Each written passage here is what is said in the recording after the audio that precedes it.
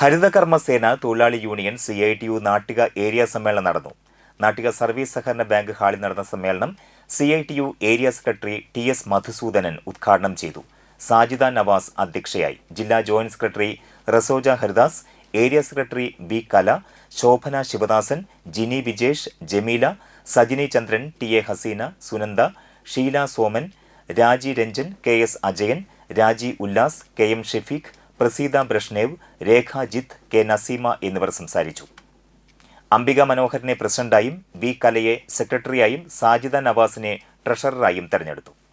ഈ കിട്ടുന്ന പഞ്ചായത്തിന് കിട്ടുന്ന ഈ ഫണ്ടിൽ നിന്ന് 20% നമ്മൾ ലൈഫ് പദ്ധതിക്ക് വേണ്ടി നീക്കിവെക്കും. എന്തിനാണ് ലൈഫ് പദ്ധതിക്ക് നീക്കിവെക്കുന്നത്? 5 ലക്ഷം പേരെ നമ്മൾ 6 ലക്ഷം പേര് വീടില്ലാത്തവർ നമുക്ക് കണ്ടെത്തി. ഇടതുപക്ഷ ജനാധിപത്യ മുന്നണി 5 ലക്ഷം പേർക്ക് വീട് നൽകി.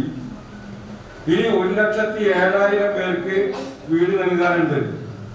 അതെല്ലാം ഈ പദ്ധതിയുടെ 20% മാറ്റി വെച്ചുകൊണ്ടാണ് ഈ ലൈഫ് പദ്ധതി നമ്മൾ നടപ്പിലാക്കുന്നത്.